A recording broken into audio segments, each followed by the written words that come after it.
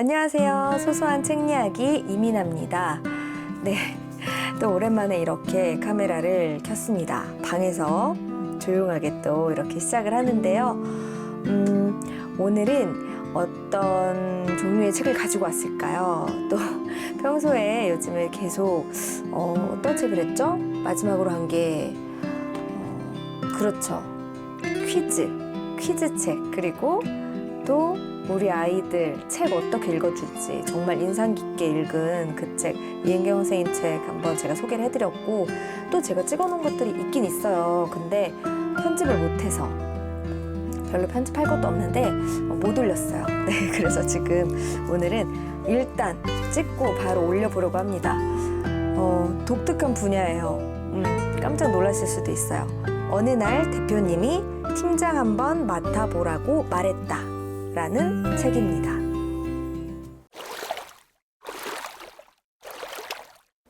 네, 너무 생뚱맞죠? 지금 저는 이렇게 회사에 다니고 있지 않은데 제가 일을 하고 있긴 하지만 이제 프리랜서로 일을 하고 있고 팀장하고는 뭔가 거리가 매우 멀 것 같은데 왜 이런 책을 했을까 궁금하실 수도 있는데 이 책은 제가 이제 소개를 받아서 읽어보게 됐는데, 사실 보고선 그랬어요. 저도 이 책 그냥 회사 지금 다니고 있는, 그리고 내가 막 팀장을 이제 막 달았거나 갑작스럽게, 아니면 팀장을 꿈꾸고 있거나 그런 사람만 보는 게 아닐까 하는 생각도 했지만 금방 또 생각이 바뀌더라고요. 지금 제가 몸담고 있는 이 어느 곳이든 다 조직이라고 할 수 있고 그룹이라고 할 수 있고, 그렇죠. 구성원이 다 있잖아요. 제가 혼자 살고 혼자 일하는 게 아니다 보니까 예를 들어서 저의 직업 중에 하나인 주부를 이제 예로 들자면, 저는 저희 회사, 저희 팀은 우리 가족이잖아요. 그리고 제가 또 일을 하고 있는 회사, 영상 찍고 있는 회사 같은 경우에도 그 팀에 서서는 그날만큼은 그 팀의 팀원이 되는 거예요. 그렇기 때문에 이 책을 읽으면 리더십도 알 수 있을 거고, 자기 관리, 그러고 뭔가 나 자신까지 컨트롤할 수 있는 그런 방법을 좀 배울 수 있지 않을까 하는 생각에 바로 읽어봐야겠다 이렇게 생각을 했어요. 이 생각이 옳았는지 한번 말씀을 드리겠습니다. 결론부터 말씀드리자면 많은 도움이 됐습니다. 네. 그리고 저도 예전에 벌써 10년이 넘었네요. 결혼 전에 다니던 회사에서 정말 이 책 제목처럼 갑작스럽게 팀장이 된 적이 있어요. 그렇게 뭐 오랫동안 다니진 않았지만 정말 말 그대로 갑작스럽게 됐기 때문에 진짜 저는 좀 많이 힘들었고요. 그리고 저의 팀원으로 있으셨던 분들도 물론 지금도 이렇게 같이 연락하고 친한 친구도 있지만, 그중에 하여튼 그분들도 많이 힘들었을 것 같다. 그래서 이런 책을 그때 좀 내가 찾아볼 여유라도 있었으면, 이 책이 그때는 없었겠지만 뭐 비슷한 건 있지 않았겠어요? 그때 그런 여유가 있었으면 얼마나 좋았을까. 근데 막상 미리 준비하지 않으면 그 당시에는 이런 책을 볼 여유도 없습니다. 네, 미리미리 봐두세요. 네, 이 책은 태준열 님이 지었고요. 그리고 미래의창에서 편했습니다. 네, 분량은 227페이지까지이고요. 그래서 되게 좀 작고 가볍고 볼만한 그런 느낌이에요. 되게 예쁘지 않아요? 파란색이 뭔가 되게 청량감 있고 시원해지는 느낌, 마음속까지도 막 고민이 탁 털어지는 그런 느낌이에요. 꼰대 아닌 멘토가 되고 싶은 나, 어떻게 해야 할까요? 이건 진짜 세상에 꼰대가 되고 싶은 사람이 있을까요? 특히 요즘 세상에. 요즘에 막 조금만 뭐 하면 막 옛날부터 그랬잖아요. 세대 차이 난다. 그건 진짜 옛날 용어긴 한데, 그걸 요즘에는 뭐 꼰대다 막 이렇게 말을 하니까, 근데 누가 내가 꼰대이고 싶겠고 언제부터 꼰대였겠어요. 자기도 모르는 사이에 그렇게 되는 거예요. 그걸 방지해주는 현실 리더십 안내서입니다. 네, 그러면 이제 차례를 한번 같이 보겠습니다. 차례. 이 책이 어떻게 나뉘어져 있는가. 먼저 4가지로 크게 나눠볼 수가 있어요. 이 책은 첫 번째로 프롤로그가 먼저 있어요. 당신의 팀은 플러그인 되어 있나요? 이제 딱 꽂혀 있냐 이 말이죠. 그리고 1. 팀장의 마인드, 성공하는 팀장의 태도. 2. 팀장의 성과, 진짜 성과를 만드는 법. 3. 팀장의 소통, 사람을 움직이게 하는 진정성 커뮤니케이션. 4. 팀장의 관리, 일과 관계를 관리하는 법. 이렇게 나와 있습니다. 그러니까 마인드, 성과, 소통, 관리 이렇게 4가지로 크게 나눠 있는 건데요. 성공하는 팀장은 어떤 마인드를 갖고 있는지 그거부터 나와요. 거기는 크게 이제 레슨 4까지 있습니다. 리더는 리디를 한다. 가장 강력한 리더십은 무엇일까? 자신감과 교만은 다르다. 나도 꼰대가 될 수 있다. 엄청 무섭죠? 네, 리더는 리디를 한다고 해요. 여기서 이제 이 작가분께서 그런 말씀을 해주셨어요. 리더를 영어로 쓰면 Leader이잖아요. 그거를 거꾸로 쓰면 redeal이 된대요. redeal. 네, 다시 딜하다, 다시 거래한다. 그래서 그 말을 또 풀어서 말하면 다시 생각하고 다시 소통하고 뭐 이렇게 상황 정리하고 생각을 정리한다. 이렇게까지 이제 해석을 하셨더라고요. 그래서 리더는 리디를 한다. 이 말을 리더는 항상 상황을 정리하고 생각하고 또 그 생각한 거를 정리해서 글로 쓰면서 이제 계획을 세우고 이런 사람이라고 하셨어요. 좀 많은 시간을 이제 팀장으로 있고 리더로 있으면서 그런 경험을 쌓고 그 노하우를 이렇게 전해주는 그런 분입니다. 지금 잘 보면은 경험담이 어마어마해요. 능력 있는 팀장이 되려면 어떻게 해야 하는지 물어보는 사람들이 많습니다. 그럴 때마다 저는 이렇게 답합니다. 가장 먼저 마음을 정리하고 태도를 정비하세요. 머릿속이 복잡하면 어떤 일도 손에 잡히지 않기 마련입니다. 그 다음 생각을 정리한 뒤에는 일기나 글을 써보면 좋겠죠. 이처럼 일상 속에서 나를 정돈할 수 있는 패턴을 만들기 바랍니다. 그러면 의외로 많은 것들이 단순해질 겁니다. 이 모든 것을 저는 리딜이라고 부릅니다. 지속적으로 리딜을 하다 보면 이제 팀장으로 인정받는 나 자신을 발견할 수 있을 거예요 라고 하셨어요.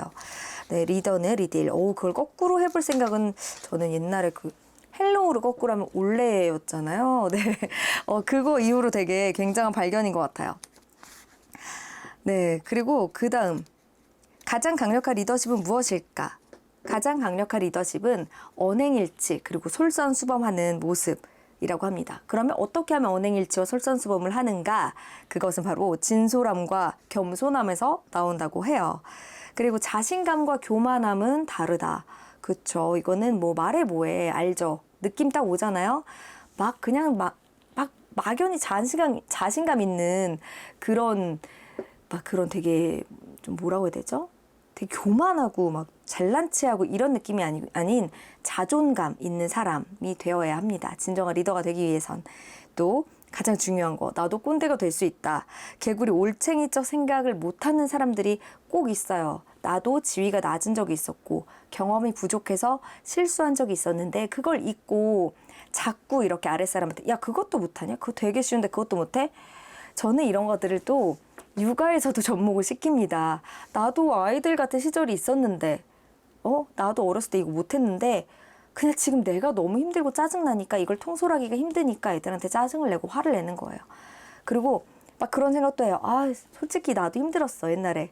나도 이거 못했어. 예를 들어 막 자꾸 물 쏟았어. 물 따르면서. 근데 이해는 하는데 이게 안 되는 거야. 그리고 좀 더 강하게 한번 확 혼내면 애가 실수를 안 할 것 같고 막 그런 느낌이 가끔 들면서 되게 못되게 말을 할 때가 있어요.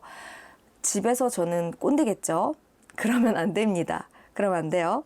자, 네, 챕터 2 바로 팀장의 성과예요. 팀장의 성과라고 하면 뭐예요? 네, 팀장의 성과는 본인만의 그런 이런 업무를 그냥 다 잘하는 거. 그것도 팀장의 성과 중에 하나가 될 수는 있죠. 근데 그거는 보통 팀원의 성과고요. 직무를 단순하게 잘하는 거. 팀장의 성과는 그 팀원들이 얼마나 일을 잘하느냐. 그 팀 전체의 그 성과. 그게 바로 팀장의 능력이 됩니다. 네. 그런 진짜 성과를 만드는 법에 대해서 또 여기에 쭉 나와 있어요. 레슨 1부터 11까지 있습니다. 나만의 선구안을 키워라. 팀원의 욕구를 파악하라. 온 더 테이블 문화를 추구하라. 움직이게 만드는 목표가 진짜 목표다. To B vs B2. 일은 맡기는 것이 아닌 소유하게 하는 것이다. 최적의 의사결정을 위한 질문 활용법. 성과 어필은 우회 전략으로. 팀원은 팀장의 뒷모습을 보며 성장한다. 평가가 성장의 도구가 될 수 있을까? 홈런도 좋지만 꾸준한 안타가 더 좋다. 더 중요하다. 나만의 선구안을 키워라. 자, 선구안이 뭐예요? 야구 선수가 타자가 날아오는 볼을 보고 저게 어떤 건지 이제 딱 그 판별하는 능력을 선구안이라고 하잖아요. 근데 그만큼 좋은 인재를 확보하는 그런 능력, 인재를 구분하는 현업 팀장의 능력을 키우라는 말이에요. 면접에서도 뭐 예전에 압박 면접이 뭐 유행이다. 그게 진짜 면접이다. 막 이런 말도 있었는데 실제로는 또 그렇지 않다고 합니다. 사실 되게 긴장하고 있는 그런 면접자의 입장에서 면접관이 그렇게 압박을 하면 평소에 그런 능력이 발휘가 될 수가 없어요. 제 생각에도 그래요. 그래서 오히려 부드러운, 자연스러운 그런 편안한 분위기 안에서 날카로운 질문을 던지는 게 훨씬 더 좋다고 중요하다고 합니다. 그런 능력도 키우는 게 굉장히 중요하고요. 또 팀원의 욕구를 파악해서 행동하는 것도 팀장의 큰 능력 중에 하나겠죠. 그리고 온더테이블 문화를 구축하라고 했는데 이게 뭔가 온더테이블이 뭐냐. 팀장과의 대화 테이블에서 무슨 얘기를 해도 안전하게 팀원들이 느껴야 된다는 거예요. 그런 문화를 구축을 해야 팀원들이 정말 진솔한 의견들을 내고 자기 의견을 말하면서 진짜 팀의 실적이 상승할 수 있다고 합니다. 막 계속 이 말하면 팀장님한테 까일 텐데, 이 말하면 막 잘 안 될 텐데, 이런 분위기에서는 누가 바른 말을 하겠어요. 그쵸? 약간 옛날에 뭐 조선시대 막 이럴 때도 마찬가지일 것 같아요. 왕이 어떤 문화를 구축을 해놓냐에 따라서 신하들이 직언을 하느냐 아니면 정말 막 간사하게 막 그런 듣기 좋은 말만 하느냐 이런 게 결정이 됐을 것 같다는 생각이 듭니다. 네, 그리고 팀원들을 진짜 움직이게 만드는 거, 그게 진짜 목표라고 하고요. 그리고 성과를 어필하는 거는 직설적으로 말하는 게 아니고 우회 전략으로. 이거야말로 진짜 꼭 팀장과 팀원 사이에서만 있을까요? 일반 어느 모임, 어느 집단에서도 마찬가지입니다. 네, 참 그래서 이런 책도 누구나 읽으면 참 좋아요. 이런 생각이 또 갑자기 듭니다. 네, 그리고 홈런도 좋지만 꾸준한 안타가 더 중요하다. 네, 꾸준하게 가야겠죠. 그래야지 지치지 않고 갈 수 있다고 봅니다. 다음, 팀장의 소통. 소통 정말 중요해요. 저는 제가 팀장이 됐을 때 좀 많이 어렸어요. 어렸기 때문에 업무도 중요했지만 소통 부분에서 되게 많이 신경을 썼던 것 같아요. 물론 여기만 너무 신경을 쓰면 안 된다는 거를 그때 바로 알기도 했고 지금 와서도 느끼긴 하지만 소통이 아주 중요합니다. 왜냐하면 사람을 움직이게 하는 그런 게 바로 소통이잖아요. 그런 진정성 있는 커뮤니케이션을 하는 게 아주 중요합니다.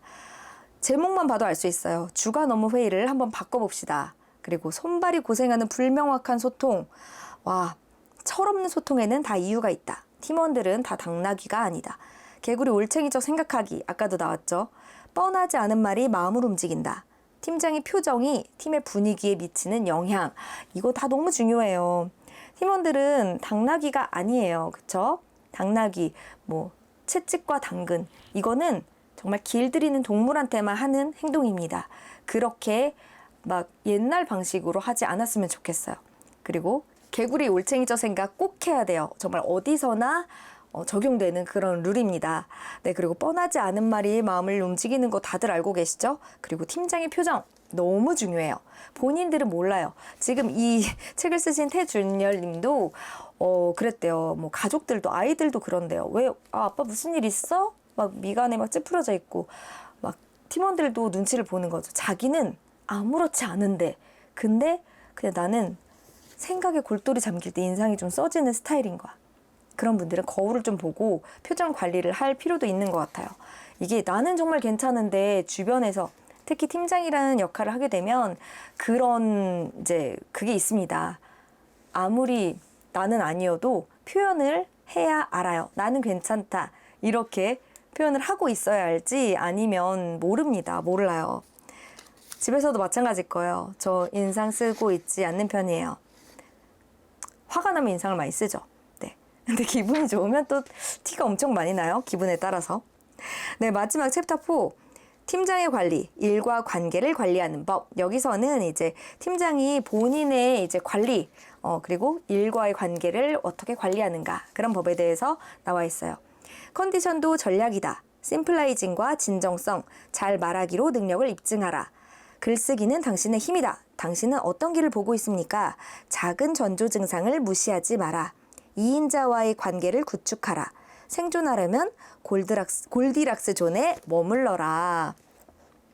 네, 작은 전조 증상, 작은 균열에도 예민해져야 합니다. 일상에서 안전 불감증 때문에 많은 사고들이 일어나듯 조직 내에 일어나는 각종 사건, 사고 역시 위기에 둔감해져서 벌어지는 경우가 많습니다. 이건 정말 우리 뉴스만 조금 봐도 알 수 있죠. 정말 팀장으로서는 어딘가 팀의 리더로서는 이런 부분 아주 중요한 것 같아요. 팀의 원칙을 만들고 팀장으로서 여러분의 팀에서 반드시 지켜야겠다고 생각하는 그런 원칙을 세우고 팀 내에 공표하고, 만약에 거기서 어긋나는, 벗어나는 직원이 있으면 다른 어떤 실수보다 더 무거운 질책을 해야 팀을 잘 끌고 갈 수 있다고 합니다. 네, 조직을 지키는 그런 방법들 정말 꼼꼼하게 여기에 너무너무 이분의 정말 수년간의 노하우를 꼼꼼하게 담아두셨어요. 이 책을 미리 봤더라면 저도 예전에 좋은 팀장이 되지 않았을까 하는 생각이 듭니다. 그게 벌써 언제적이야. 지금이라도 우리 집에서 멋진 팀장 같은 엄마가 되어야겠어요. 네, 그러면 여러분, 오늘 제가 이렇게 간략하게 꼰대가 아닌 멘토가 되고 싶은 마음으로 이 책을 한번 읽어보고 소개를 해드렸습니다. 누구나 보셔도 괜찮은 그런 리더십, 현실 리더십 안내서예요. 함께 한번 꼭 읽어보시고요. 네, 그리고 잘 읽어보셨으면 저하고 또 댓글로 소통도 해주시면 참 좋을 것 같아요. 그럼 저는 다음에 또 좋은 책 가지고 인사드릴게요. 그럼 다음에 인사드릴게요. 안녕!